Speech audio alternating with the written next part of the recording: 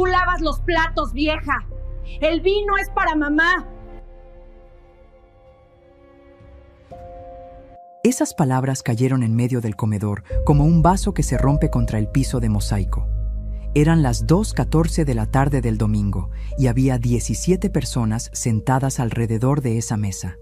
17 personas que se quedaron en silencio al mismo tiempo, con los tenedores suspendidos en el aire mirándome. Y yo solo bajé los ojos y vi mis nudillos. Los mismos nudillos que habían cosido miles de metros de tela, que habían apretado agujas de madrugada mientras mi hijo dormía, que habían cargado bolsas del mercado, que habían tallado ropa con jabón de lavandería para que esa familia nunca le faltara nada. Y hubo un momento, uno solo, en que levanté la vista hacia mi hijo. Rodrigo, mi hijo, el que yo parí con una hemorragia que casi me costó la vida. El que yo saqué adelante cosiendo uniformes escolares hasta la 1 de la madrugada durante años. Él me miró y no dijo nada. Solo giró la cabeza hacia su plato y siguió comiendo como si yo no estuviera ahí. Eso fue lo que me rompió. No las palabras de Verónica. Fue ese silencio de mi hijo. Si alguna vez en tu vida sentiste que las personas que más amaste te miraron y eligieron no verte, quédate, porque lo que hice esa tarde y lo que traje conmigo cuando volví horas después a esa misma casa, cambió todo. Y cuando digo todo, lo digo en serio. Hay una decisión que tomé ese día que ninguno de ellos pudo deshacer, y hoy te la voy a contar completa. Me llamo Patricia Morales, tengo 61 años, y durante 40 de esos años fui la mujer que sostuvo a una familia entera con hilo, aguja y silencio. Y si llegaste hasta aquí, quiero pedirte algo antes de seguir. Suscríbete al canal si todavía no lo has hecho y deja tu me gusta en este video. Y cuéntame algo más. ¿Desde qué ciudad, desde qué país me estás escuchando ahora mismo? Escríbelo en los comentarios. Me sorprende cada vez que descubro hasta dónde llegan estas palabras y quiero saber que hay alguien del otro lado escuchándome. Crecí en Puebla, en una casa pequeña de paredes de adobe, donde el olor a chile tostado se mezclaba con el olor a ropa lavada con jabón azul. Mi mamá cosía, mi abuela cosía, y yo aprendí a coser antes de aprender a escribir mi nombre completo. No porque me lo obligaran, sino porque cuando veía cómo una tela sin forma se convertía en algo que alguien usaba con orgullo, sentía que yo también tenía un lugar en el mundo. A los 19 años me casé con Ernesto. Era un hombre trabajador, serio, que olía a madera recién cortada porque trabajaba en una carpintería de la colonia. Tuvimos a Rodrigo a los 23 años. Un parto difícil, 3 días de labor, 4 litros de sangre y una transfusión que el médico me contó después cuando ya me había salvado. Rodrigo llegó chillando fuerte, con las mejillas redondas y los puños apretados, como si ya supiera que venía a pelear con el mundo. Y yo lo amé desde el primer segundo, con ese amor que no se explica, que no se mide, que no tiene fondo. Ernesto murió cuando Rodrigo tenía 12 años, un infarto, rápido, sin aviso. Un martes a las 7 de la mañana, mientras tomaba su café en la cocina. Quedé sola con un niño de 12, una máquina de coser Singer que ya tenía 15 años de uso encima, y 120 pesos en la cartera. No tuve tiempo de llorar. Bueno, sí lloré. Lloraba de noche, sola, con la almohada tapándome la boca para que Rodrigo no me oyera desde el cuarto de al lado. De día cosía. Cosía vestidos de 15 años, uniformes escolares, manteles bordados, faldas de ballet para niñas de la colonia. Cosía y cosía y cosía, hasta que los dedos me sangraban y los ojos me ardían y la espalda me gritaba que parara. Pero no paraba, porque Rodrigo necesitaba comer, necesitaba zapatos que le cupieran, necesitaba cuadernos y lápices y un cartón de leche cada 2 días. Y yo era lo único que había entre él y el hambre. Con los años monté un pequeño taller en el cuarto que daba a la calle. Puse un letrero hecho a mano. Patricia Modas, costura y arreglos. No tenía dinero para una imprenta. El letrero era de cartón y letras de pintura vinílica azul que yo misma tracé con una regla y un pincel de pelo fino. Pero la gente llegó. Primero las vecinas, después las amigas de las vecinas. Después mujeres de otros barrios que venían con vestidos de novia para ajustar, con pantalones para remendar, con ilusiones para hacer realidad en tela. Ese taller lo construí con años de noches sin dormir. Y cuando Rodrigo cumplió 15 años, pude regalarle sus primeros tenis nuevos. No de segunda mano, nuevos, con caja y todo. Recuerdo que él los olió primero antes de ponérselos. Los olió como si fueran algo precioso.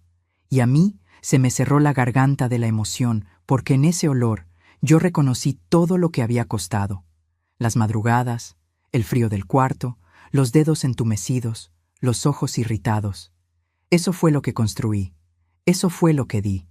Y lo di con gusto, sin llevar la cuenta, porque así ama una madre. Rodrigo creció. Estudió administración en una universidad pública que yo pagué con la costura. Consiguió trabajo en una empresa de logística.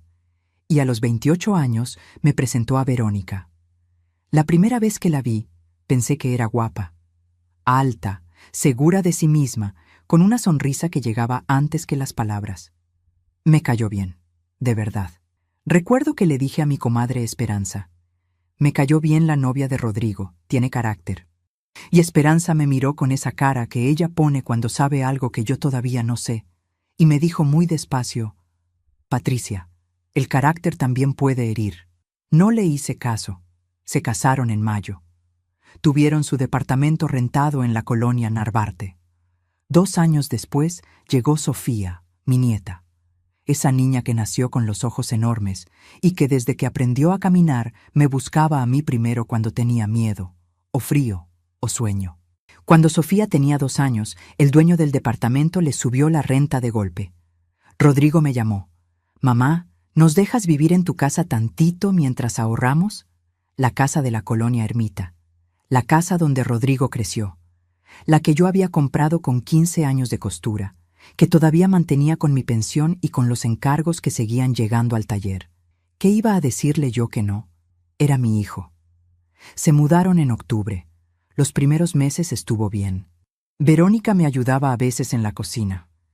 Sofía dormía en el cuarto que había sido de Rodrigo de niño, y cuando la oía reírse en las mañanas, sentía que la casa volvía a respirar de verdad. Pero poco a poco las cosas fueron cambiando. Las comidas empezaron a servirse en la mesa del comedor, y a mí comenzaron a darme el plato en la cocina. Primero una vez, después otra, después siempre. Cuando llegaban visitas de Verónica, yo era la que recogía los vasos, la que ponía el agua a hervir, la que desaparecía sin que nadie me lo pidiera con palabras, porque ya lo había aprendido sin que me lo dijeran. No dije nada. Me convencí de que estaba exagerando, que era mi casa y mi familia, y que yo era parte de todo eso, que Verónica era joven y no sabía cómo tratar a las suegras, que con el tiempo cambiaría, que Rodrigo me quería aunque no lo demostrara, que el silencio era solo una etapa, y el silencio se fue haciendo más grande, como un agujero que uno ignora en la tela porque cree que no va a crecer, hasta que un día la tela entera se cae. Ese domingo, Verónica había organizado una reunión familiar grande. Sus tíos, su mamá, su hermana mayor, 3 primas y 2 amigos de trabajo de Rodrigo. 17 personas en total. Yo había cocinado desde las 7 de la mañana. Mole negro, arroz rojo, frijoles de olla, tortillas hechas a mano. Había puesto la mesa con el mantel de hilo que yo misma había bordado hace 30 años, con flores en las esquinas que tardé 4 meses en terminar. Cuando todos estaban sentados y los platos estaban servidos, Verónica descorchó 2 botellas de vino. Las puso en la mesa del comedor. Una de tinto, una de blanco. Y en ese momento me miró desde donde yo estaba, de pie junto a la cocina, con Sofía en brazos. Y lo dijo, frente a todos, con esa voz segura que ella tiene cuando sabe que nadie la va a detener. Y señaló a su propia madre que estaba sentada en la cabecera de mi mesa, en mi casa. Yo no grité, no lloré, no dije nada. Bajé la mirada hacia Sofía, que tenía 4 años y me estaba mirando con los ojos muy abiertos, sin entender bien qué había pasado, pero sintiendo que algo se había roto en ese cuarto. Esa niña me apretó el cuello con sus brazos pequeños, y yo la apreté también, muy fuerte, como si en ese abrazo pudiera guardar todo lo que no tenía fuerza para decir. Luego la puse despacio en el sillón de la sala. Tomé mi bolso de la silla y salí de mi propia casa sin decir una sola palabra. Caminé 6 cuadras hasta la parada del camión. Me senté en una banca de metal fría y estuve ahí un rato largo, con el bolso en las rodillas y las manos temblándome encima, mirando la calle sin verla realmente. En algún momento, sin haberlo planeado, abrí el bolso y saqué una tarjeta. Una tarjeta pequeña, de cartulina blanca, que había guardado 3 semanas atrás y que nunca había querido usar. La miré durante mucho tiempo. Después marqué el número. Pero eso fue antes de que yo regresara. Antes de que llegara a esa casa con alguien que nadie en esa mesa imaginaba que yo conocía. Antes de que Rodrigo se quedara paralizado en la puerta mirando lo que yo había traído conmigo. Más adelante vas a entender por qué guardé esa tarjeta durante 3 semanas en el fondo del bolso, debajo de todo. Lo que había detrás de ese número lo cambió todo. Hay una imagen que no me ha abandonado en todos estos años. Es una imagen pequeña, casi sin importancia, pero a mí me persigue como persiguen las cosas que uno no entiende hasta mucho después. Las imágenes que se quedan no siempre son las grandes. A veces son las más quietas, las que caben en la palma de la mano. Rodrigo tenía 7 años.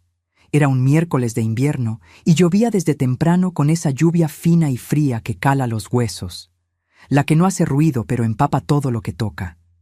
Yo estaba cosiendo en el taller, con la estufa de gas prendida al lado para no congelarme los dedos, escuchando el goteo del techo donde la lámina tenía una pequeña grieta que nunca me alcanzó el dinero para reparar. Él llegó de la escuela empapado porque se había caído en un charco a 2 cuadras de la casa. Entró corriendo, llorando, con el pantalón gris del uniforme todo sucio de lodo y las rodillas raspadas, con el cabello pegado a la frente y los zapatos chorreando agua sobre el piso de mosaico. Se me tiró encima sin decir nada. Solo lloró contra mi cuello mientras yo lo sostenía y le pasaba la mano por el cabello mojado y frío, sintiendo cómo su cuerpo pequeño iba dejando de temblar poco a poco. No dije nada tampoco. Lo abracé nada más. Lo abracé con esa clase de abrazo que no busca resolver nada, que solo busca decir aquí estoy. El ruido de la lluvia contra el techo de lámina llenó todo ese silencio. En ese momento pensé, este niño me necesita más que el aire. Y yo lo necesito a él de la misma manera. Este amor que siento ahora mismo es lo más real que ha existido en mi vida. Lo más verdadero. Lo único que no podría explicarle a nadie que no lo haya sentido. No sabía que ese niño de 7 años mojado y asustado se iba a convertir en el hombre que un día elegiría no verme frente a 17 personas.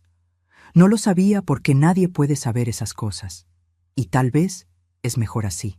Tal vez si lo hubiéramos sabido, ninguno de nosotros habría podido amar a nuestros hijos con esa entrega tan completa, tan sin reservas.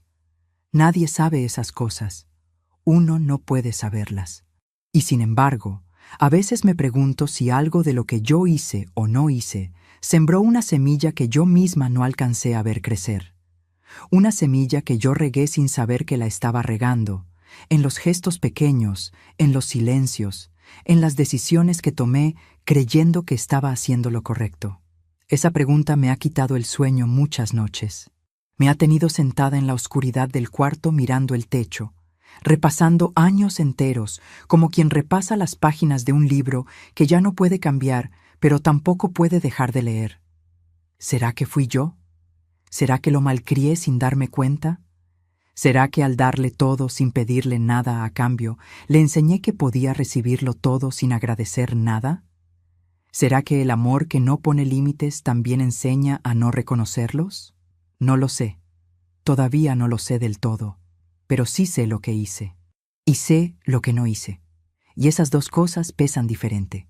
Las 2 conviven en mí. Las 2 son mías. Después de que Ernesto murió, me convertí en 2 personas al mismo tiempo. De día era la madre fuerte, la que no lloraba frente a Rodrigo, la que le preparaba el desayuno y le revisaba la mochila y le decía, «Vas a estar bien, mi amor», con una voz que no temblaba.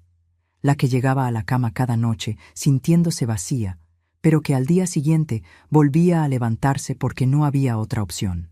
De noche era la mujer que se sentaba en el borde de la cama, con los pies en el piso frío, mirando la pared, preguntándose cómo iba a pagar la luz ese mes, cómo iba a pagar las tortillas, cómo iba a mantener en pie ese mundo que parecía sostenido solo por mi voluntad de que no se cayera.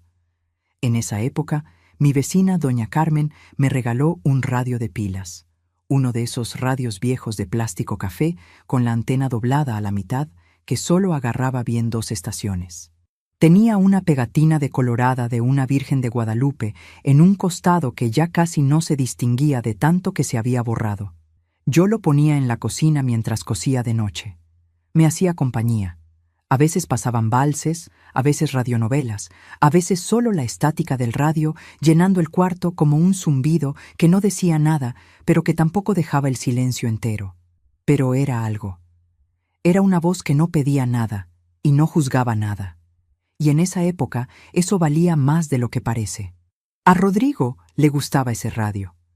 Se paraba junto a mí cuando era chico y movía la antena hasta que encontraba alguna canción que le gustara, con esa concentración seria que ponen los niños cuando hacen algo que les parece importante. Después bailaba solo en la cocina con los brazos abiertos, riéndose de sí mismo, mientras yo cosía. Y yo me reía también. Me reía de verdad, con ganas, de ese modo que limpia algo adentro. Esos momentos eran ligeros como papel, como pequeños respiros en medio de todo lo demás. Cuando Rodrigo cumplió 16 años, ese radio desapareció. Nunca supe si se lo llevó alguien o si simplemente se cayó y se rompió, y yo no me di cuenta entre tanto trabajo. Un día estaba y otro día ya no estaba. Y uno se da cuenta de esas ausencias solo cuando ya no hay manera de remediarlas. Pero recuerdo que la cocina se sintió más silenciosa después. Un silencio distinto, más quieto, más permanente. La preparatoria la pagué con uniformes escolares por mayor. Conseguí un contrato con 3 escuelas de la colonia y una del barrio vecino. 4 colores distintos de tela, 4 cortes distintos, temporadas de agosto y de enero que me dejaban sin dormir una semana entera. Cosía desde las 6 de la mañana hasta pasada la medianoche, con la espalda encorvada sobre la máquina, calculando metros y botones y cierres, llevando la cuenta en una libreta de cuadros que guardaba en el cajón de la mesa. En agosto de cada año, mis dedos quedaban en carne viva de tanto cortar. Me los vendaba con esparadrapo y seguía cosiendo. No había de otra. Nunca había de otra. Rodrigo me veía llegar al cuarto con los dedos vendados y a veces me preguntaba si me dolían. Le decía que no. Era mentira, pero era una mentira de las que no hacen daño. Una mentira para que él pudiera estudiar tranquilo sin cargar con mi cansancio encima. Para que él pudiera ser solo un muchacho que estudia, sin tener que ser también el hijo que se preocupa. Ahora me pregunto si debía haberle dicho la verdad. Tal vez si hubiera visto el cansancio, lo habría valorado distinto. Tal vez si yo no hubiera cargado todo sola y en silencio, él no habría aprendido que yo podía cargar todo sola y en silencio para siempre. Que había una mujer en esa casa que tenía la capacidad infinita de aguantar, sin quejarse, sin cobrar, sin esperarlo. Pero una madre hace lo que hace, y lo hace con lo que sabe en ese momento, con el amor que tiene y con el miedo que carga. Eso también tengo que recordármelo, porque si no me lo recuerdo, la culpa se vuelve un peso que no tiene fondo. La universidad fue lo más caro. 4 años en una institución pública, pero con transporte, libros, materiales y una colegiatura que subía cada semestre sin aviso y sin explicación, como si los números no tuvieran que ver con nadie de carne y hueso. Saqué un crédito en la caja de ahorros del barrio. Lo pagué en 36 meses con intereses que me quitaban casi una quinta parte de lo que ganaba. 36 meses calculando a mano cuánto me quedaba, separando los billetes en sobres distintos. Luz, comida, transporte, cuota. No le dije a Rodrigo del crédito hasta que ya estaba pagado. No quería que se sintiera en deuda. No quería que el amor viniera con precio. Eso también fue un error. No porque el amor tenga precio, sino porque cuando uno oculta el sacrificio, el otro no lo ve. Y lo que no se ve, no existe. No puede agradecerse lo que se desconoce. No puede valorarse lo que nunca tuvo forma ni nombre. El día que Rodrigo se graduó, me puse el vestido azul marino que yo misma había cosido con tela que compré en la calle Palma. Lo cosí en 2 noches, entre cansancio y emoción, midiendo y midiendo hasta que quedara exacto, con botones forrados y todo, con el dobladillo recto y los hombros bien puestos. Era el vestido más bonito que yo había tenido en años, y me lo había hecho yo misma porque no había dinero para comprar uno, pero sí había voluntad para hacerlo. Cuando lo vi parado en el escenario con su toga y su birrete, con ese diploma en la mano y esa sonrisa que era exactamente la sonrisa de cuando tenía 7 años, se me cerró el pecho de emoción. Lloré sin vergüenza. Lloré con todo. Y cuando bajó del estrado y me buscó entre la gente, caminando entre todos hasta que me encontró, me abrazó fuerte y me dijo al oído: «Gracias, mamá. Esto es tuyo también». Eso lo guardo todavía, esas 5 palabras. Las guardo en algún lugar adentro donde no llegan las palabras malas. Un lugar que ella no alcanzó a tocar, por más que lo intentara. Los primeros años después de la boda con Verónica estuvieron bien. Como ya te conté, me cayó bien al principio. Tenía energía, era organizada, sabía lo que quería. Hablaba directamente, miraba a los ojos, decía las cosas sin rodeos. Yo respeté eso. La primera Navidad que pasaron en mi casa, ella llevó un postre hecho con sus propias manos, una carlota de limón que quedó perfecta, y me preguntó cómo hacía yo el ponche. Nos quedamos las 2 en la cocina picando tejocotes y cañas, mientras los hombres veían el fútbol en la sala, y platicamos. De verdad platicamos, con esa clase de conversación que no se busca, pero que llega sola cuando 2 personas bajan la guardia al mismo tiempo.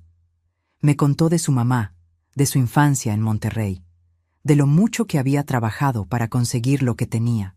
Pensé que había algo real ahí, algo en lo que apoyarnos. Un comienzo. No sé exactamente cuándo cambió. Los cambios de esa clase no tienen un momento exacto. Son como la humedad que entra por una grieta. No la ves entrar, pero un día despiertas y la pared ya está manchada. Y entonces uno se pregunta desde cuándo, y no hay respuesta clara porque la humedad no avisa. Fue gradual. Primero fueron los comentarios pequeños, que si la casa necesitaba modernizarse, que si mi manera de cocinar era muy de rancho, que si los muebles de la sala eran de otra época.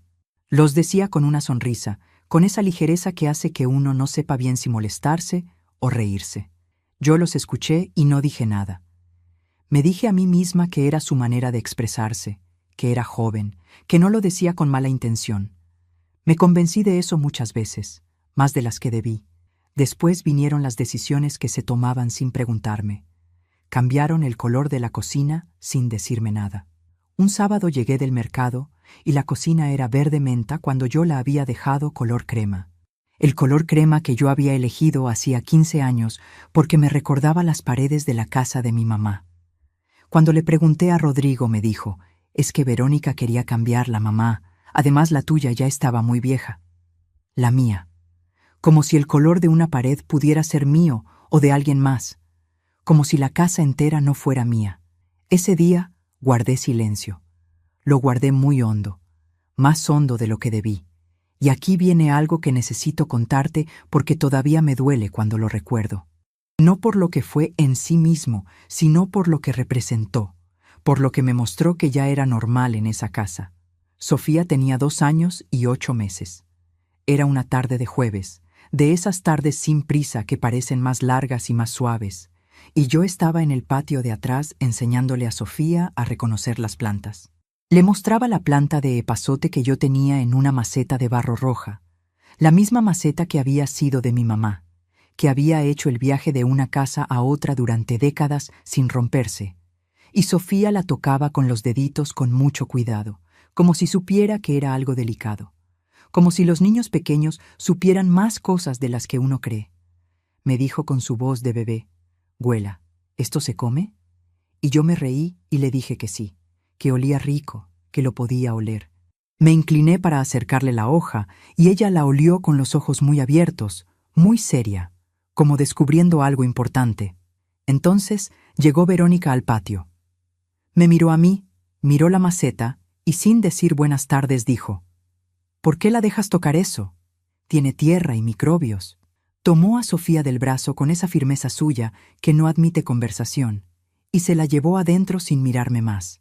Sofía volteó a verme desde los brazos de su mamá con esos ojos grandes que tiene. No dijo nada. Yo tampoco dije nada. Me quedé sola en el patio con la maceta de barro roja, con el epazote, con el silencio, con el olor a tierra húmeda que nadie iba a oler ya. Y en ese momento, sin buscarlo, me acordé de cuando Rodrigo tenía 2 años y yo le dejaba meter las manos en la tierra del jardín de mi mamá. Se llenaba los dedos de tierra negra y se los chupaba y yo me reía. Mi mamá se reía. Nadie nos quitaba a ese niño de los brazos por la tierra. Nadie pensaba que había algo malo en dejar que un niño tocara el mundo con las manos. Fue solo un segundo en que el pasado y el presente se pusieron uno sobre el otro y yo vi la diferencia entre los dos, la distancia entre los dos, lo mucho que había cambiado algo que yo pensé que no podía cambiar. Pero lo guardé, como guardaba todo, como había aprendido a guardar, durante años, durante décadas, con una disciplina de la que no me sentía orgullosa pero que me había mantenido en pie. El detonador antes del domingo de la reunión no fue uno solo. Fue una acumulación, como cuando uno carga una caja que va siendo más pesada con cada cosa que le agregan y sigue cargándola porque todavía puede, porque siempre ha podido, porque uno ya no sabe bien cuál es su límite de tanto ignorarlo, hasta que le agregan un papel doblado encima y la caja se cae. No se cae por el papel, se cae por todo lo que ya había antes. Ese papel doblado fue una conversación que escuché sin querer 3 semanas antes del domingo. No la busqué. No andaba espiando ni esperando nada. La puerta del cuarto estaba entreabierta y las voces llegaron hasta mí mientras yo estaba en el pasillo, caminando hacia la cocina, sin imaginar lo que iba a escuchar. Era Verónica hablando por teléfono. Supuse que hablaba con su mamá o con su hermana. La oí decir, en ese tono tranquilo que usa cuando dice cosas crueles, como si fueran normales, con esa tranquilidad que es más difícil de soportar que el enojo. Lo que pasa es que la señora ya no sirve para nada, y Rodrigo no tiene los pantalones de decírselo. No escuché más. No necesitaba más. Me alejé del pasillo en silencio, sin hacer ruido, con el cuidado que uno pone en los movimientos cuando el cuerpo todavía no sabe bien qué hacer con lo que acaba de recibir. Entré al taller, cerré la puerta con cuidado para que no crujiera, y me senté frente a la máquina de coser sin encenderla. Me quedé quieta un momento largo, con las manos sobre las rodillas, con los ojos abiertos. Lo que ella había dicho no me sorprendió del todo. Lo que me sorprendió fue que no me sorprendiera, que en algún lugar adentro yo ya lo sabía, que lo había sabido desde hacía tiempo y lo había estado ignorando con esa capacidad que tenemos de no ver lo que no queremos ver, como se ignoran las cosas que duelen demasiado para mirarlas de frente. A veces la sorpresa más grande no es la noticia, es descubrir que ya la sabías. Esa noche no dormí.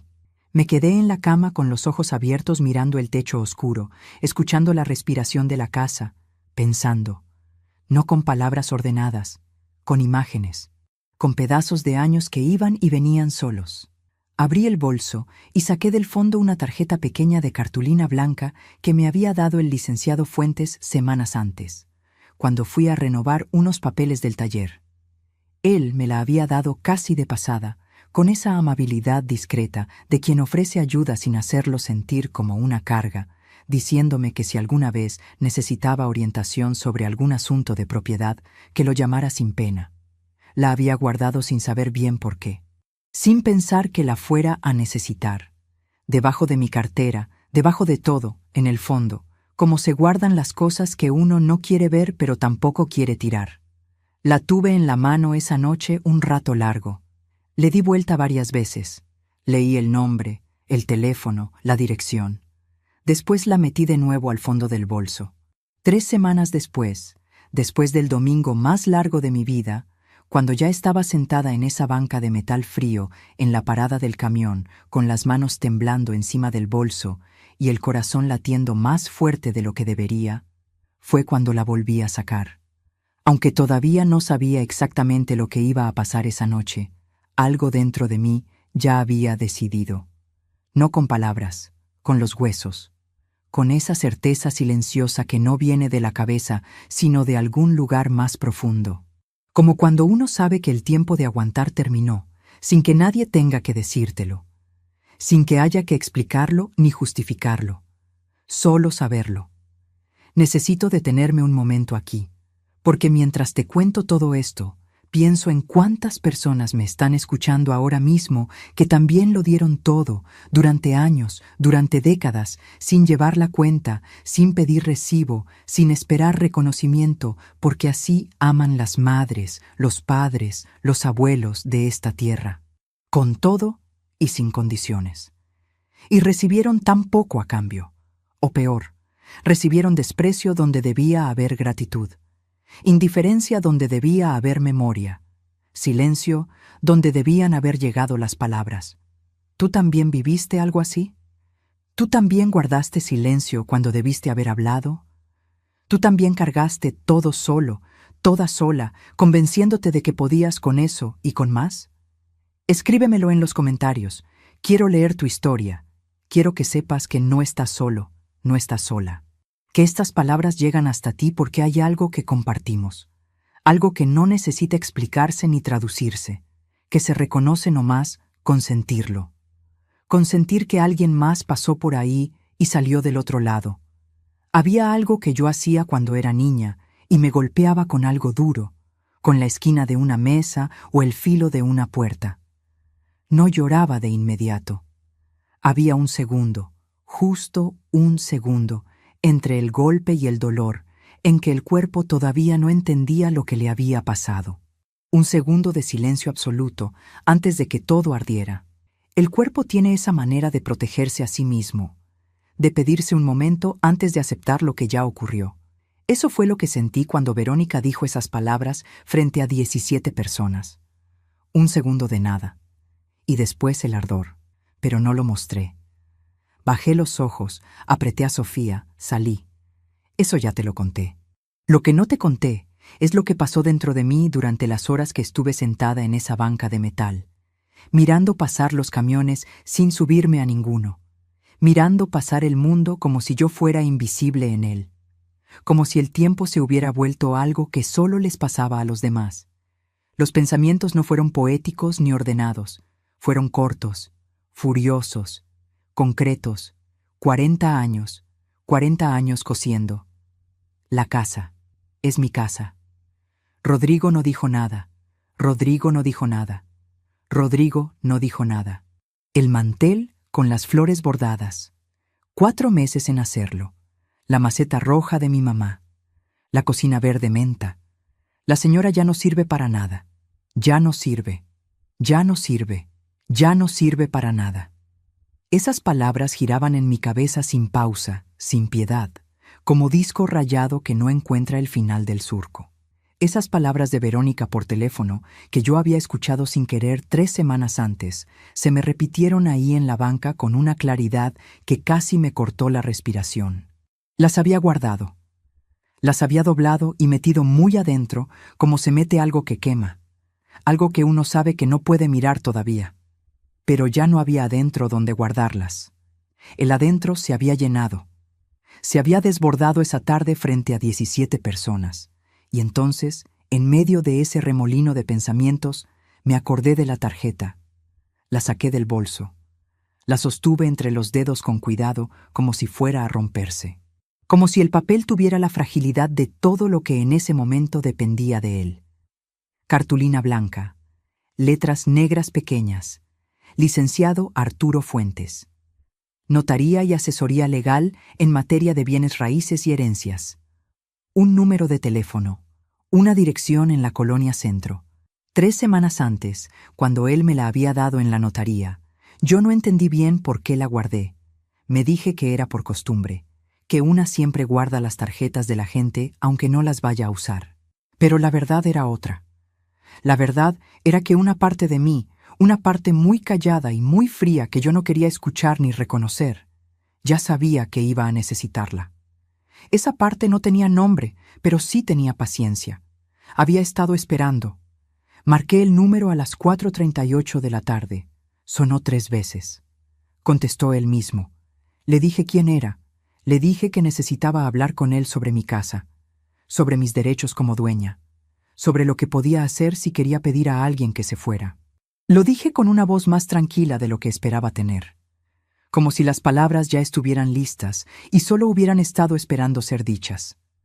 Hubo una pausa breve del otro lado, no larga, solo lo suficiente para que yo supiera que él entendía el peso de lo que acababa de escuchar. Después me dijo, «Señora Patricia, ¿puede venir mañana a las 10?» Le dije que sí. Colgué. Y por primera vez en muchas horas dejé de temblar. Suscríbete al canal si todavía no lo has hecho y deja tu me gusta en este video. Y dime algo más.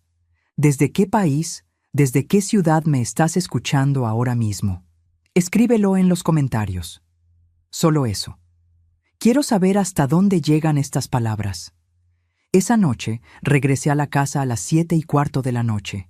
Entré por la puerta de enfrente con mi llave, como siempre. Con la misma llave que yo había usado durante décadas, la llave de la casa que era mía. En la sala estaban Rodrigo y Verónica viendo la televisión. Los dos se giraron cuando me oyeron entrar. Verónica me miró un segundo exacto, y volvió a ver la pantalla como si yo fuera alguien que no valía la pena sostener con la mirada. Rodrigo se paró del sillón. «Mamá, ¿dónde estabas?» Estábamos preocupados. No dije nada de dónde había estado.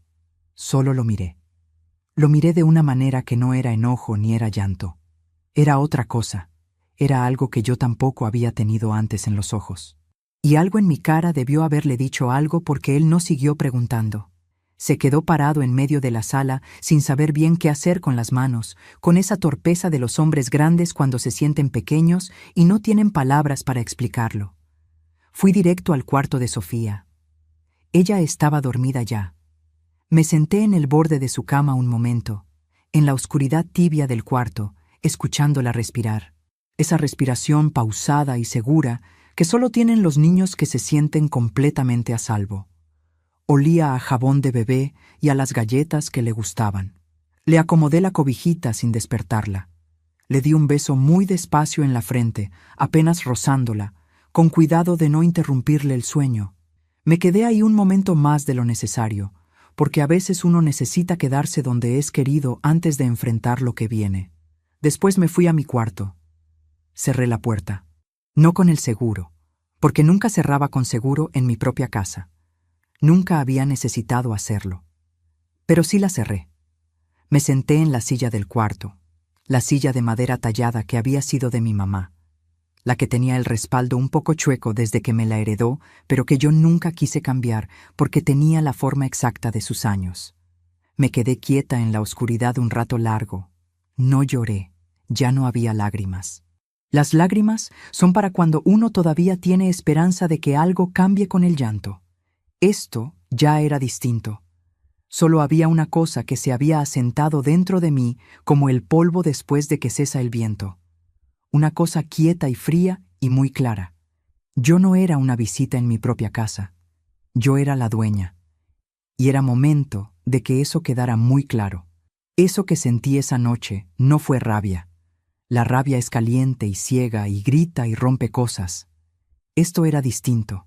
Era frío y silencioso y veía perfectamente bien. Era la clase de claridad que llega solo cuando uno ya se cansó de tener miedo. Al día siguiente, a las 9:45 de la mañana, estaba sentada frente al escritorio del licenciado Fuentes con mis documentos, los que yo había guardado en la caja de metal azul que vivía debajo de mi cama desde hacía 20 años, guardados con esa meticulosidad silenciosa de quien siempre supo que el papel vale tanto como la sangre cuando las cosas se complican.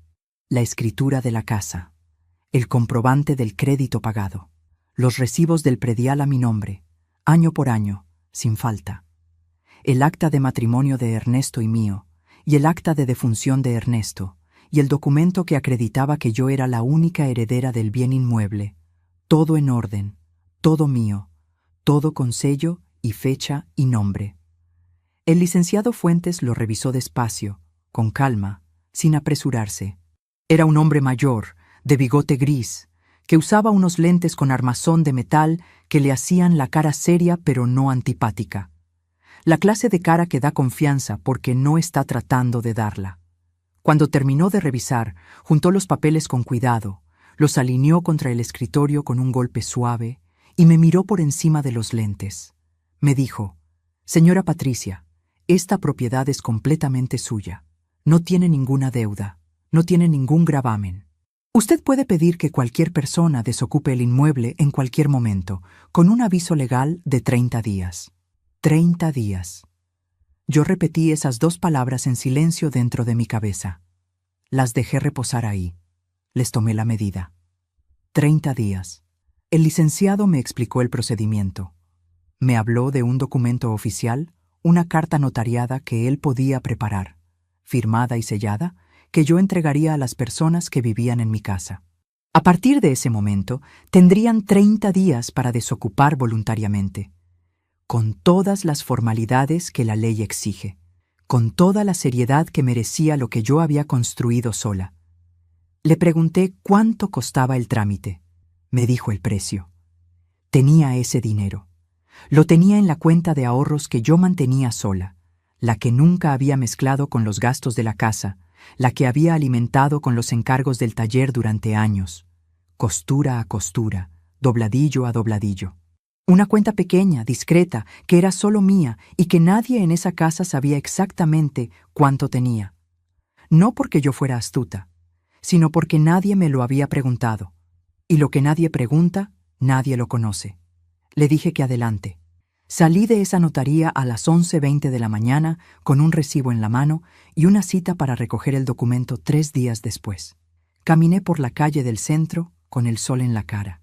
Hacía un poco de frío todavía, ese frío de mañana que se va quitando despacio, que uno casi agradece porque le recuerda que está vivo y que tiene piel. Los puestos del mercado estaban abiertos y olía a pan recién hecho y a flores de cempasúchil que alguien vendía en cubetas de plástico amarillo en la esquina, ese amarillo tan intenso que parece que se enciende solo. Me detuve frente a ese puesto de flores. Las miré un momento. Las miré como quien mira algo que reconoce sin saber de dónde. Compré un ramo pequeño, 4 flores, no para nadie en particular, para mí, solo para mí. Sin explicación y sin destinatario. Fue la primera vez en muchos años que compré algo solo para mí sin pensarlo 2 veces, sin calcular si podía, sin preguntarme si había algo más urgente en qué gastar ese dinero, sin pedirle permiso a nadie, ni siquiera a mí misma. Y caminé de regreso al camión con mi ramo de cempasúchil en la mano, sin apurarme, sin explicarle a nadie a dónde había ido ni de dónde venía. Con ese paso que tiene la gente cuando ya tomó una decisión y ya no le pesa. Ahora bien, tener ese documento en mi poder era solo el primer paso, porque yo todavía no había decidido exactamente qué iba a hacer con él, si lo iba a usar, cómo, cuándo, sola o acompañada, si iba a hablar primero con Rodrigo, si iba a darle la oportunidad de hacer lo correcto antes de que yo tuviera que hacerlo por mí misma. Y aquí es donde la historia se pone más complicada. Porque yo tenía un arma, pero todavía no sabía si tenía el valor para usarla. Porque una cosa es tener la razón, y otra cosa es tener la fuerza de actuar con ella cuando la persona frente a ti es alguien a quien amaste desde antes de que naciera. ¿Tú crees que tenía ese valor? ¿Tú qué habrías hecho? Esa pregunta me la hice durante 3 días. 3 días en que seguí cocinando, seguí cosiendo, seguí doblando la ropa y barriendo el patio y abrazando a Sofía cuando me la cruzaba en el pasillo, como si nada hubiera cambiado por fuera, aunque por dentro ya todo era distinto. 3 días en que Rodrigo me miraba de reojo sin decir nada, con esa expresión de quien sabe que algo se rompió, pero no sabe bien qué ni cómo repararlo. Y Verónica se movía por la casa como si el domingo no hubiera pasado, como si las palabras que había dicho frente a 17 personas se hubieran evaporado solas en el aire. Pero las palabras no se evaporan. Se quedan, pegadas en las paredes, pegadas en los muebles, pegadas en el mantel bordado que yo había puesto en esa mesa con tanta ilusión, con 4 meses de dedos y de noches. Las palabras se quedan, aunque nadie las repita, especialmente esas. El documento lo recogí el miércoles. Lo saqué del sobre con cuidado. Lo leí una vez de principio a fin, y después lo puse en el sobre de la caja de metal azul. Lo cerré. Lo metí debajo de la cama, en el mismo lugar donde había guardado los papeles de la casa durante 20 años. El mismo lugar donde yo sabía que estaba todo lo que era mío, aunque a veces me olvidara de decírselo al mundo. Y esa noche, mientras esperaba a que la casa se quedara en silencio, mientras escuchaba apagarse uno por uno los ruidos de la noche, hice una llamada más. Una llamada que no era al licenciado Fuentes. Una llamada que no tenía nada que ver con papeles ni con leyes. Una llamada a alguien que yo no había contactado en más de 2 años. Alguien a quien la vida y la distancia y el orgullo de ambas partes habían dejado en silencio demasiado tiempo.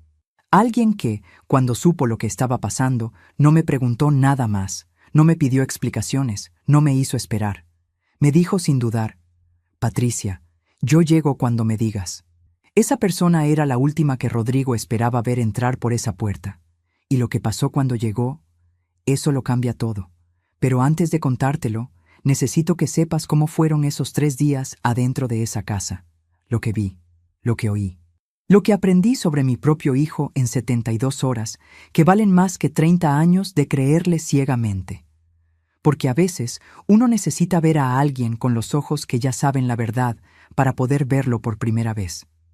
Los 3 días siguientes a mi visita al licenciado Fuentes fueron los más extraños de mi vida, porque yo cargaba un secreto que pesaba como un sobre de manila grueso metido dentro del pecho, caliente y constante, y nadie en esa casa lo sabía.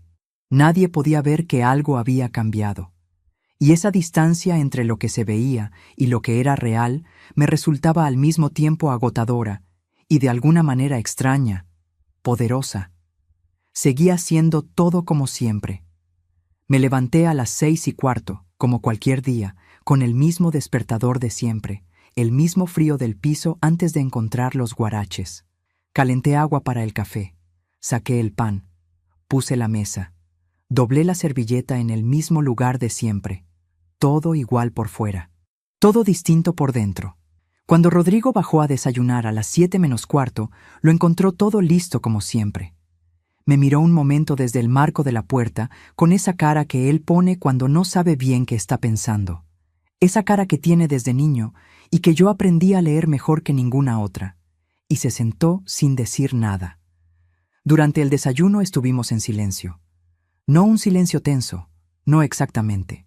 Era más como el silencio de 2 personas que tienen mucho que decirse y ninguna de las dos se encuentra por dónde empezar.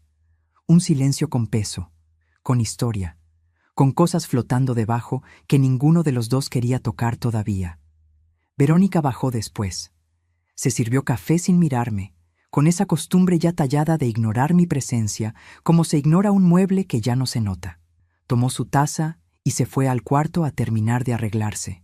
Eso ya era costumbre desde hacía tiempo. Pero esa mañana, por primera vez, yo no sentí el pellizco en el estómago que solía sentir cuando ella hacía eso. El pellizco que me había acompañado durante años, pequeño y puntual, como un reloj mal ajustado. Solo la observé caminar hacia el pasillo con su taza en la mano y pensé, muy tranquila, sin rabia ni amargura, en 4 semanas no va a hacer eso aquí. Y esa tranquilidad me sorprendió. Me sorprendió sentirla tan limpia, tan sin culpa. Era la misma tranquilidad del agua antes de hervir. Por fuera, nada. Por dentro, todo moviéndose. Esa mañana abrí el taller. Corrí la cortina para dejar entrar el sol de la mañana, que a esa hora todavía era oblicuo y tibio y entraba justo sobre la mesa de trabajo. Saqué la máquina de coser, puse hilo en la bobina y empecé a trabajar en un encargo que tenía pendiente. Unos manteles para una señora del barrio que los necesitaba para el 15 años de su nieta. Trabajé 3 horas seguidas, con calma, con precisión, cada puntada igual a la anterior. con esa concentración que da hacer con las manos algo que se conoce de memoria, algo que no exige pensarlo, y que deja la cabeza libre para lo que de verdad importa. Y mientras cosía, fui organizando lo que tenía que hacer.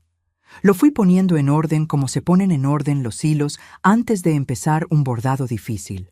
Lo primero era hablar con el licenciado Fuentes para confirmar que el documento estaba listo y que el procedimiento era exactamente como él me había explicado. Eso lo haría al día siguiente. Lo segundo era hablar con mi comadre Esperanza. No para contarle todo, solo para pedirle un favor muy concreto que todavía no había decidido exactamente cómo pedirle, pero que ella, conociéndome como me conocía, iba a entender antes de que yo terminara de explicarlo. Lo tercero era la llamada que ya había hecho esa noche al teléfono que no marcaba desde hacía más de 2 años. La llamada que todavía no te he contado del todo.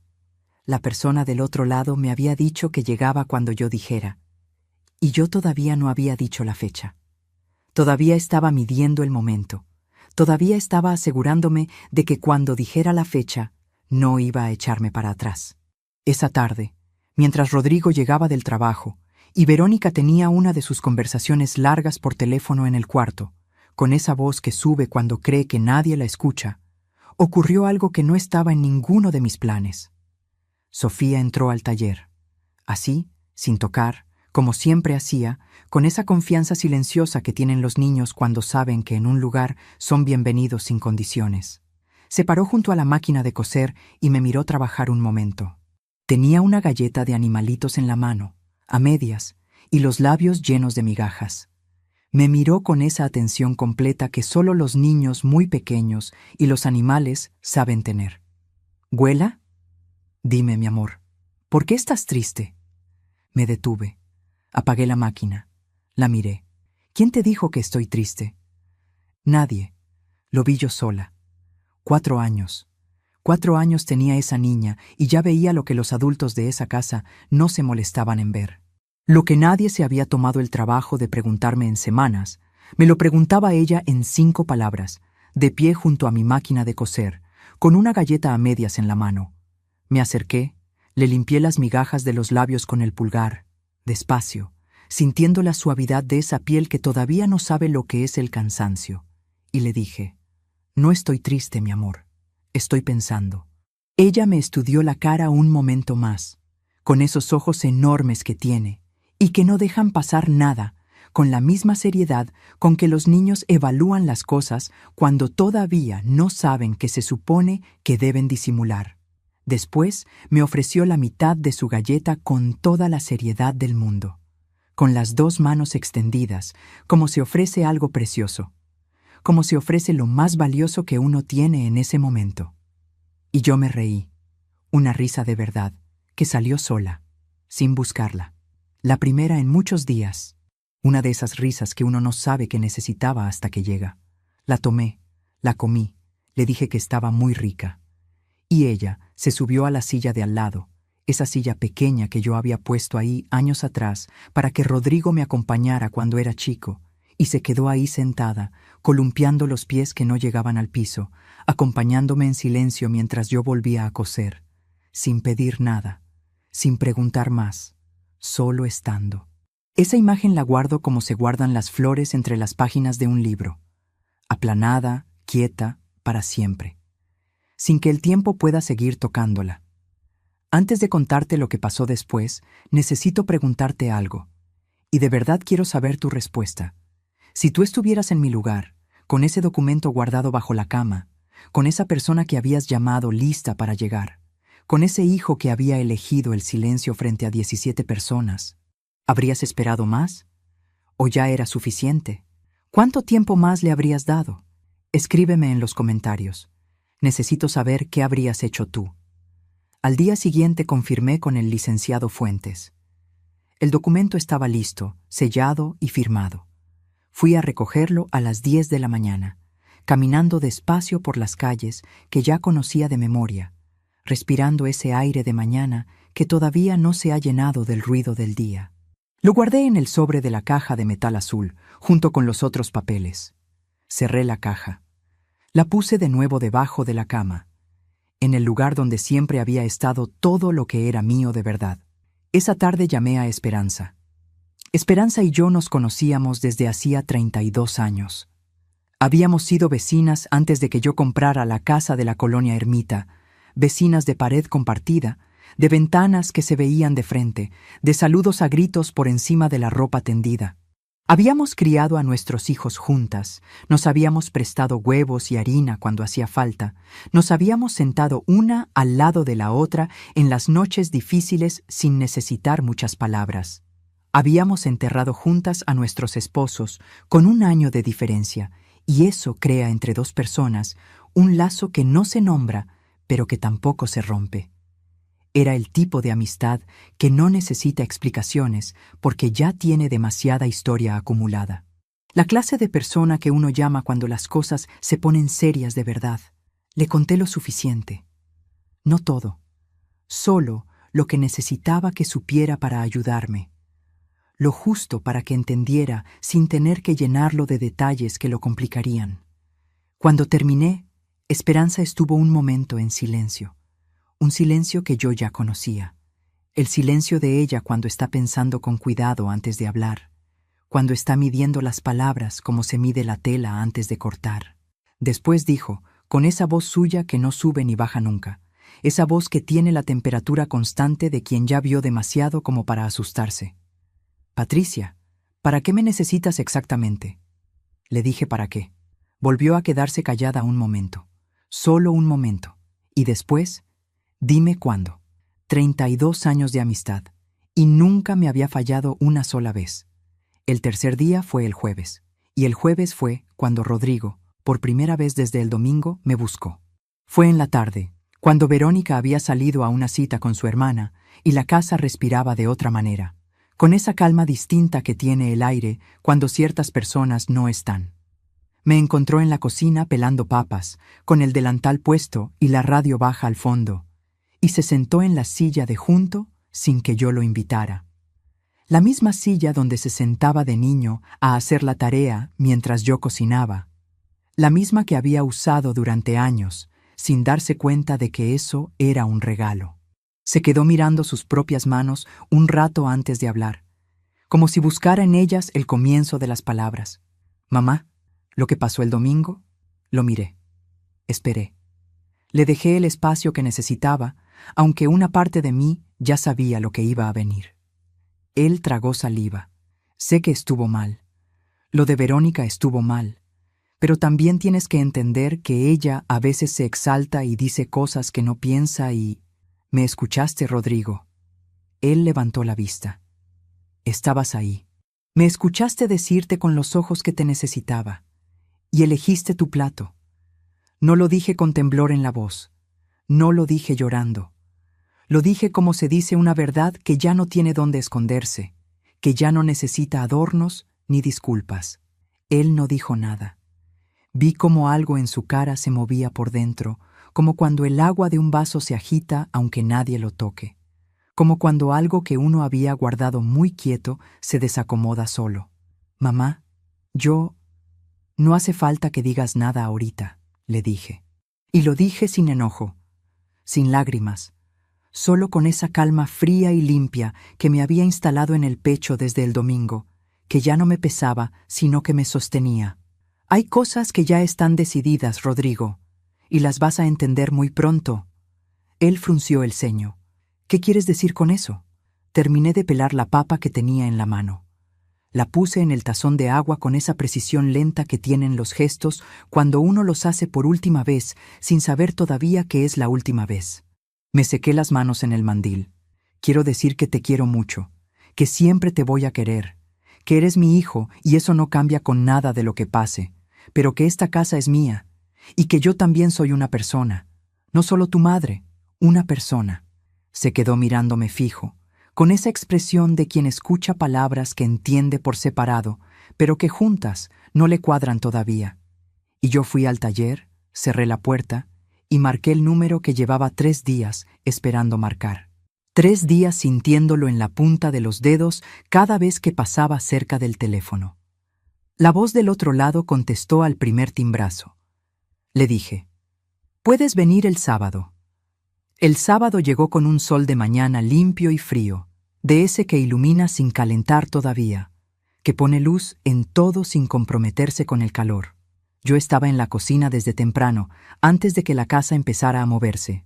Había hecho café de olla, con canela y piloncillo, el que tarda más, pero que llena toda la casa de olor desde que uno lo pone en el fuego, el que huele a domingo de antes, a casa de mi mamá, a mañanas que uno recuerda sin saber exactamente cuándo fueron. Tenía las manos tranquilas, el cuerpo tranquilo, esa tranquilidad que ya no era esfuerzo ni disciplina, sino convicción, la tranquilidad de quien ya decidió y ya no necesita convencerse más. A las 11 de la mañana sonó el timbre. Rodrigo estaba en la sala leyendo el periódico, de ese modo distraído con que se lee cuando uno está esperando algo sin saber qué. Verónica estaba arriba todavía, con su rutina de mañana que siempre duraba más de lo que debía. Yo fui a la puerta yo misma, sin apurarme, midiendo cada paso, y la abrí con la misma mano que había abierto esa puerta durante décadas. Y ahí estaban. El licenciado Fuentes, con su traje gris y sus lentes de armazón de metal, con un portafolio negro en la mano y esa expresión profesional y tranquila de quien sabe exactamente lo que hace y no necesita anunciarlo. Y a su lado, Esperanza, con su bolsa de mano color vino y esa mirada suya que no se asusta de nada, que ha visto demasiado como para que la vida todavía la sorprenda. Y detrás de ellos, de pie en la banqueta, con una maleta de ruedas pequeña y el cabello blanco recogido, con los ojos húmedos pero la espalda derecha, con esa dignidad que da tener muchos años y haberlos vivido de frente, estaba el tío Bernardo, el hermano mayor de Ernesto, el único familiar de mi esposo que quedaba vivo, el hombre que cargaba en la cara los mismos rasgos de Ernesto, la misma forma de la frente, la misma manera de inclinar la cabeza cuando lo miraban, y que por eso dolía y consolaba al mismo tiempo. El hombre que Rodrigo no había visto en 7 años, porque Verónica, en algún momento que yo nunca entendí del todo, con esa habilidad suya para cerrar puertas sin que pareciera que ella las cerraba, había logrado que esa relación se fuera apagando hasta desaparecer. Una llamada menos, una visita cancelada, un cumpleaños sin mensaje. Así se apaga una familia sin que nadie firme nada.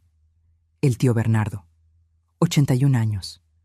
Más delgado que la última vez que lo había visto, con esa delgadez de los ancianos que el cuerpo va tomando con los años como quien va dejando lo que ya no necesita, pero de pie, firme, con la maleta pequeña en la mano y los ojos que me encontraron antes de que yo terminara de abrir la puerta.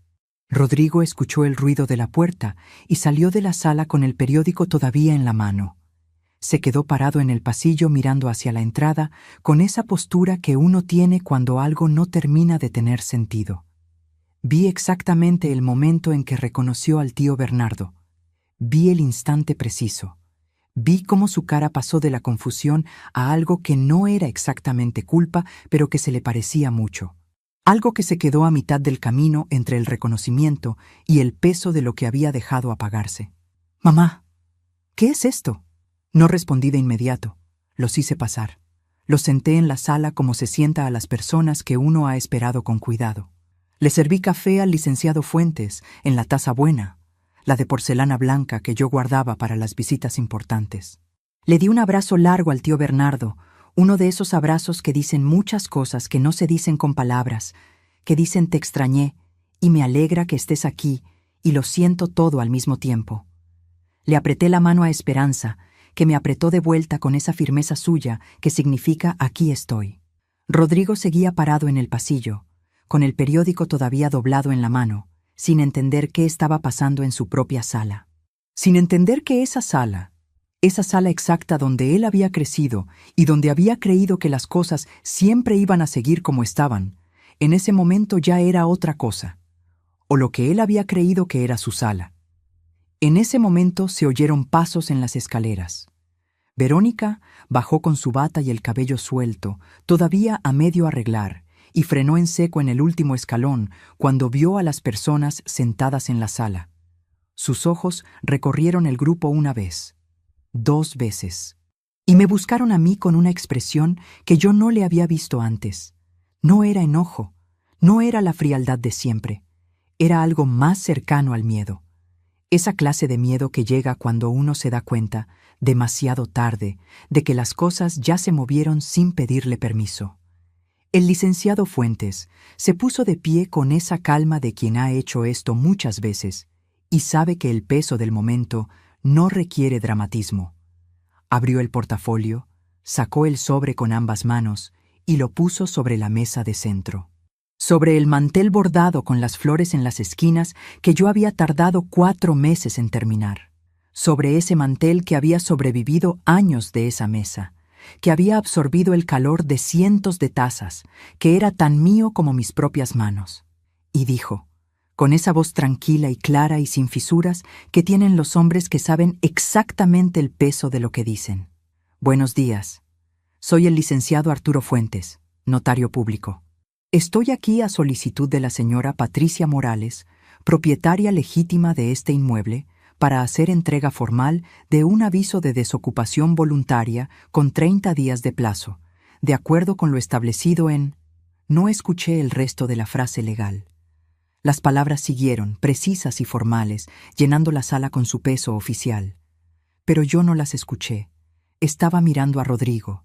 Estaba mirando cómo mi hijo, el niño al que yo había sacado adelante cosiendo de madrugada con los dedos vendados con esparadrapo, el niño que había bailado solo en la cocina con los brazos abiertos frente al radio de pilas, el niño que se había tirado contra mi cuello en un miércoles de lluvia para que yo lo sostuviera, se quedaba paralizado en ese pasillo, con el periódico colgando de la mano, con la boca entreabierta, sin poder decir una sola palabra, mirando a su madre por primera vez con los ojos de alguien que acaba de entender que hay consecuencias, que las cosas que se hacen y las cosas que no se hacen dejan un rastro, que el silencio frente a 17 personas tiene un precio.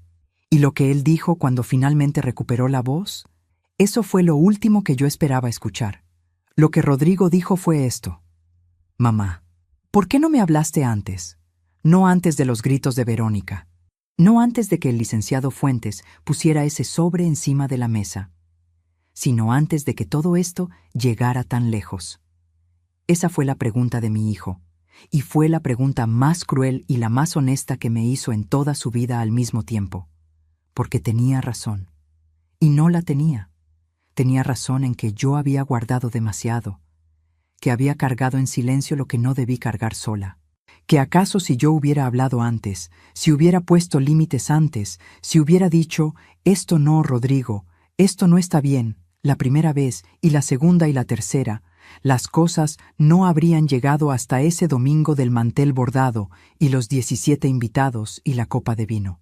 Pero no tenía razón en lo que estaba insinuando, que la responsabilidad de lo que pasó era mía por haber callado, como si el que calla fuera el culpable y el que grita quedara limpio. No dije nada de eso, solo lo miré. El licenciado Fuentes esperó. Esperanza miraba sus propias manos. El tío Bernardo estaba sentado en el sillón con su maleta pequeña a los pies y los ojos fijos en Rodrigo con una expresión que yo conocía bien. La expresión de un hombre que ya vio esto antes y ya sabe cómo termina. Verónica no había dicho una sola palabra desde que bajó las escaleras. Estaba parada junto al pasillo, con los brazos cruzados, y la cara de alguien que está calculando muy rápido. La vi recalcular en tiempo real. Vi cómo sus ojos iban del sobre en la mesa al licenciado Fuentes, al tío Bernardo, a mí, y vi exactamente el momento en que entendió que esta vez no había salida fácil. El sobre tiene 2 nombres, explicó el licenciado con calma. El de la señora Verónica Torres y el del señor Rodrigo Morales. Ambos tienen 30 días calendario para desocupar voluntariamente el inmueble. Si transcurrido ese plazo la propiedad no ha sido liberada, la señora Morales tiene el derecho legal de iniciar un proceso de desalojo. Rodrigo se sentó en la silla que estaba más cerca. Se sentó despacio, como si las piernas de repente no le respondieran bien. Tenía 38 años y esa mañana los parecía todos. «Mamá», dijo con la voz más baja que le había escuchado desde que era adolescente. «¿A dónde quieres que vayamos? No quiero que vayan a ningún lado castigados, Rodrigo. Quiero que vayan a su propio lugar, a un lugar que sea de ustedes, porque esta casa es mía, y yo también tengo derecho a vivir en paz en ella. Hubo un silencio largo. Fue Verónica la que lo rompió, y lo rompió de una manera que yo no esperaba. No gritó, no se defendió, no dijo ninguna de las cosas que yo había ensayado mentalmente que iba a decir. Solo preguntó, con esa voz tranquila que a veces tiene y que me resulta más difícil de leer que el enojo: ¿Y Sofía? La miré. Sofía es mi nieta. Eso no cambia nada. Eso no va a cambiar nunca. Fue lo único que dije sobre eso, y por el momento fue suficiente. Los 30 días que siguieron fueron los más silenciosos que recuerdo en esa casa. No un silencio de paz, un silencio de cosas que se acomodan, de espacios que se reorganizan, de personas que empiezan a entender que el mundo que conocían se está acomodando diferente. Rodrigo y Verónica empezaron a buscar departamento esa misma semana. Supe después, por Esperanza, que Rodrigo le había pedido ayuda a un compañero de trabajo para que le prestara algo de dinero para el depósito. No me lo pidió a mí, tal vez porque sabía que no era el momento, tal vez porque algo en él había cambiado también, aunque yo no alcanzaba a verlo todavía desde tan cerca. El tío Bernardo se quedó en la casa. Eso también era parte de lo que yo había planeado. Había 3 cuartos. Uno era el mío, uno había sido el de Rodrigo, donde ahora dormía Sofía, y uno había estado cerrado durante meses porque Verónica lo había convertido en bodega. El tío Bernardo lo desocupó en una mañana, lo limpió él mismo sin pedir ayuda y lo acomodó con sus cosas. Tenía pocas: una maleta, 3 fotografías enmarcadas, un rosario de madera oscura y una radio de pilas. Una radio de pilas. Cuando la vi en su cuarto, en la mesa de noche, con la antena levantada, sentí algo que no supe nombrar en ese momento. Después entendí que era continuidad. Como si un hilo roto, hace muchos años, se hubiera vuelto a anudar. Los primeros días después de que Rodrigo y Verónica se fueron los más raros de mi vida. No difíciles, raros. Porque yo había vivido sola antes, sí, pero hacía tanto tiempo que había olvidado cómo se sentía. La primera mañana me levanté a las 6:15 por costumbre y fui a la cocina a poner el café. Y estuve ahí parada frente a la estufa encendida, con la olla del agua en la mano, y de repente me di cuenta de que podía poner exactamente la cantidad de agua que yo quisiera. No para 4 personas, para mí, y para el tío Bernardo, que bajaba a las 7, que tomaba el café sin azúcar y sin canela, y que desayunaba sin hablar mucho porque era un hombre de pocas palabras de mañana. Puse el agua, puse la canela, porque era mi café y lo quería con canela. Eso fue todo. Nada grande. Nada dramático. Una olla de agua con canela en la estufa de mi cocina de mi color crema que yo misma había elegido. Pero sentí algo ahí adentro que se acomodó como se acomoda una vértebra cuando uno lleva mucho tiempo cargado. Las primeras semanas hubo cosas que me costaron más de lo que esperaba. Había hábitos pegados tan hondo que no sabía que los tenía hasta que ya no eran necesarios. Escuchar pasos en las escaleras y tensar el cuerpo. Esperar que llegara alguien a decirme algo que hacer. Disculparme por estar en mi propia sala. Comer deprisa para poder levantar los platos antes de que alguien los mirara con impaciencia. Esos reflejos tardaron en irse. No se van de un día para otro. Se van despacio. Cómo se va el dolor de una herida que ya cerró, pero que todavía duele cuando cambia el tiempo. Pero se fueron yendo. A los 15 días fui a la tienda de telas de la calle Palma. Una tienda donde yo había comprado tela durante más de 30 años. Donde me conocían por nombre, donde la señora del mostrador siempre me preguntaba para qué era el encargo. Esa tarde no había encargo. Fui sin encargo. Fui a tocar telas porque me gustaba tocarlas, porque siempre me había gustado y nunca me había permitido ir solo por eso. Estuve ahí una hora larga. Pasé la mano por sedas y popelinas y damascos y terciopelos. Olí el olor de tela nueva, que es uno de los olores que más me gustan en el mundo. Y al final compré 1,5 metros de lino color ocre sin tener ningún plan todavía para él. Solo porque era bonito y me lo merecía. Lo traje a casa, lo doblé, Lo puse en el cajón del taller encima de los otros materiales, y fue la primera compra sin explicación que hice en muchos años. Rodrigo me llamó a los 16 días. Habían encontrado un departamento en la colonia Doctores, a 20 minutos de la casa. 2 cuartos. Rentado. Con 1 año de contrato. Me lo dijo con la voz de alguien que está reportando información, no buscando aprobación. Le dije que me alegraba. Le pregunté si Sofía estaba bien. Me dijo que sí. Hubo un silencio corto. Después me dijo que los domingos, si yo quería, él podía traer a Sofía a verme. Le dije que sí. Que con gusto. Ese domingo llegaron los 3. Rodrigo, Verónica y Sofía. Yo había hecho sopa de fideo y chuletas de puerco y arroz rojo. Pusimos la mesa del comedor, los 4, y el tío Bernardo. Verónica habló poco, pero ayudó a poner los platos sin que nadie se lo pidiera, sin que yo se lo pidiera. Solo los tomó de la cocina y los fue poniendo, uno por uno, en silencio. No dije nada, no hice ningún comentario. Solo lo noté y lo guardé. Sofía comió sentada junto a mí como siempre, con su plato pequeño y su cuchara que todavía sostenía raro y sus preguntas de 4 años que no tenían pausa. Güela, ¿por qué el arroz es rojo si el jitomate es más anaranjado? Güela, ¿el tío Bernardo duerme aquí siempre? Güela, ¿puedo ir a ver tu máquina de coser? Le dije que sí a todo, como siempre. Después de comer, cuando los adultos tomaban café en la sala, yo llevé a Sofía al taller. Le mostré el 1,5 metros de lino color ocre que había comprado sin plan. Le pregunté qué creía ella que podíamos hacer con él. Ella lo tocó muy seria, como había tocado el epazote en la maceta de barro roja aquella tarde de jueves. Lo apretó entre los dedos chiquitos. Olió el extremo del rollo. «Un vestido para mí», dijo. «Con olanes». Me reí. Le dije que sí, que con olanes. Eso fue todo, pero eso fue todo lo que hacía falta.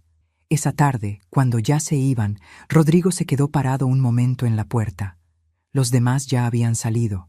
Solo él y yo en el umbral, con la luz de la tarde entrando por la banqueta y Sofía jalándole la mano desde afuera.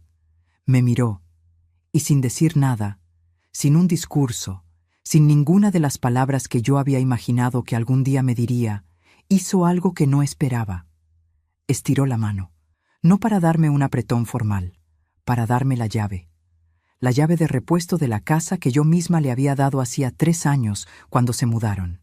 La llave que él había tenido en su llavero todo ese tiempo y que ahora ponía en mi palma, con cuidado, sin soltarla del todo hasta que yo la cerrara en el puño.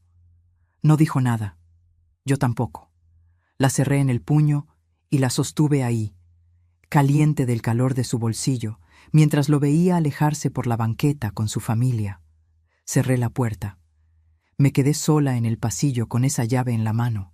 Y por primera vez en muchos años sentí que el peso que cargaba no era el de las cosas que había tenido que hacer, era el de las cosas que ya no tendría que cargar más. Han pasado 14 meses desde aquel sábado en que el licenciado Fuentes puso el sobre encima del mantel bordado. 14 meses. Y a veces me parece que fue otra vida, y a veces me parece que fue ayer. Hoy es domingo. Domingo de febrero, con ese sol que en Puebla a mediodía todavía calienta, aunque el aire de la mañana haya estado frío. Tengo el taller abierto y la máquina de coser encendida, pero no estoy cosiendo todavía. Estoy sentada junto a la ventana con una taza de café, mirando el patio. El epazote de la maceta de barro roja creció tanto en estos meses que tuve que podarlo en diciembre.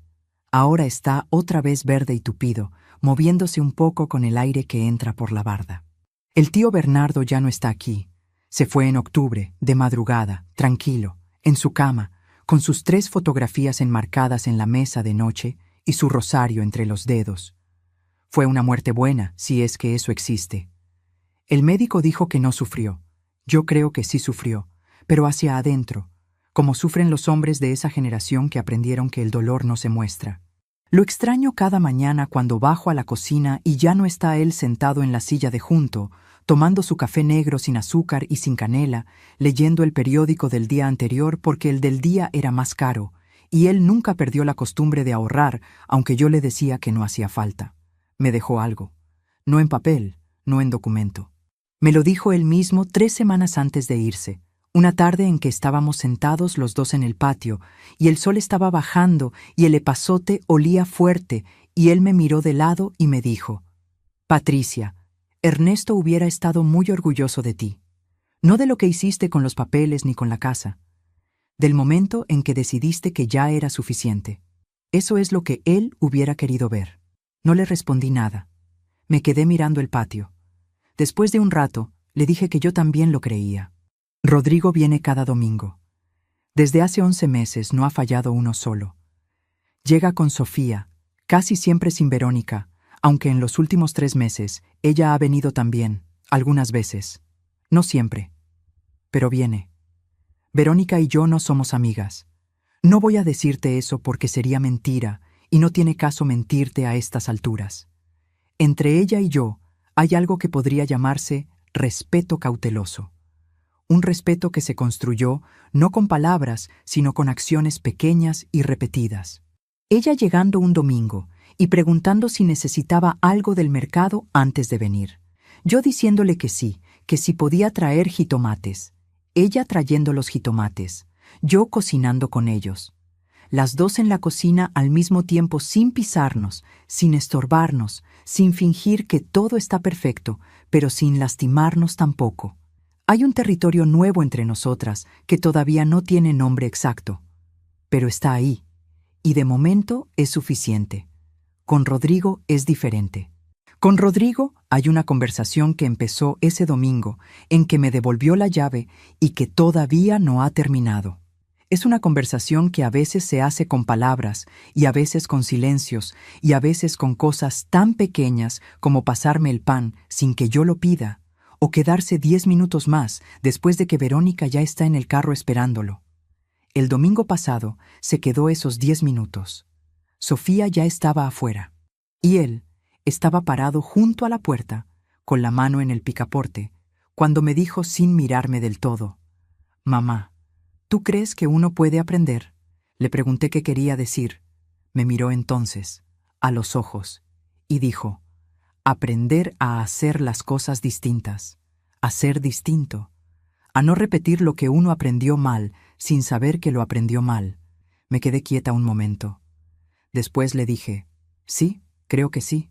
Creo que la gente aprende cuando le duele lo suficiente y cuando tiene honestidad para reconocer de dónde viene el dolor». Él asintió despacio, como quien recibe algo que no sabe todavía cómo cargar, pero lo toma. Salió. Cerré la puerta. Y me quedé parada en el pasillo con esa pregunta de él rebotando en las paredes de la cabeza. ¿Puede uno aprender? ¿Puede uno cambiar? Yo tengo 61 años y sigo haciéndome esa pregunta sobre mí misma también. Porque no fui víctima nada más. También fui cómplice de mi propio silencio. También aprendí cosas mal y tardé demasiado en reconocerlo.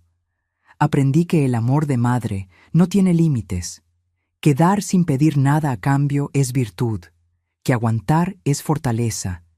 Y esas cosas que aprendí no eran todas ciertas. El amor de madre tiene límites. Tiene que tenerlos, porque sin límites no es amor. Es sacrificio que se consume solo y no sirve a nadie al final. Y aguantar no siempre es fortaleza. A veces aguantar es miedo disfrazado de paciencia. Y yo tuve miedo durante mucho tiempo. Miedo a perder a mi hijo. Miedo a quedarme sola. Miedo a que si ponía un límite, el amor se rompiera.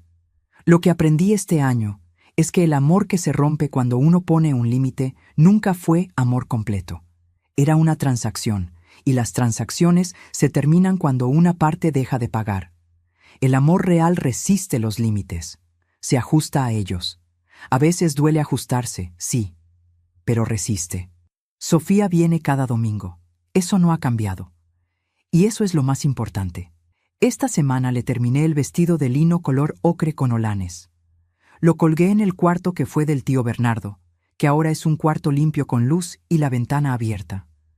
Lo colgué en el perchero de madera y me quedé mirándolo un momento antes de apagar la luz. Holanes pequeños en el ruedo, como ella quería, 4 botones forrados en el cuello. 2 bolsillos que no sirven para nada pero que quedan bonitos. La talla exacta de una niña de 4 años y medio que ya casi tiene 5. Mañana viene Sofía. Le voy a dar el vestido. Y eso, para mí, es lo que sigue. No el domingo del mantel bordado. No las palabras de Verónica frente a 17 personas. No el sobre encima de la mesa con los papeles del licenciado Fuentes.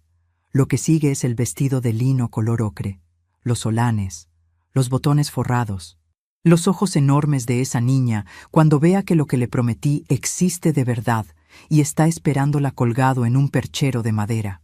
Eso es lo que uno construye cuando decide que ya fue suficiente. No solo recupera lo que era suyo, empieza, despacio, a construir lo que todavía no ha sido. Yo tengo 61 años y siento, por primera vez en mucho tiempo, que lo que viene todavía no ha pasado, que hay cosas que todavía no sé de mí misma, que la historia no terminó, que la historia, en realidad, apenas está encontrando su forma. Si esta historia te tocó algo por dentro, si en algún momento mientras escuchabas sentiste que estabas oyendo algo que tú también viviste, o callaste, o guardaste demasiado tiempo, quiero pedirte que dejes tu me gusta en este video. No te lo pido como un número. Te lo pido porque quiero saber que hay alguien del otro lado que entiende lo que cuesta levantarse cuando la persona que más amas elige no verte. Suscríbete al canal para que la próxima historia también llegue hasta ti, porque hay muchas más, y todas tienen ese mismo hilo de dignidad que nos une. Y si conoces a alguien que necesita escuchar esto hoy, una amiga, una hermana, tu mamá, tu vecina, alguien que está cargando en silencio lo que no debería cargar sola, compártelo con ella. Porque a veces la historia de otra persona nos da el valor que a nosotros nos ha faltado para decir, finalmente, ya fue suficiente, y lo que sigue es mío.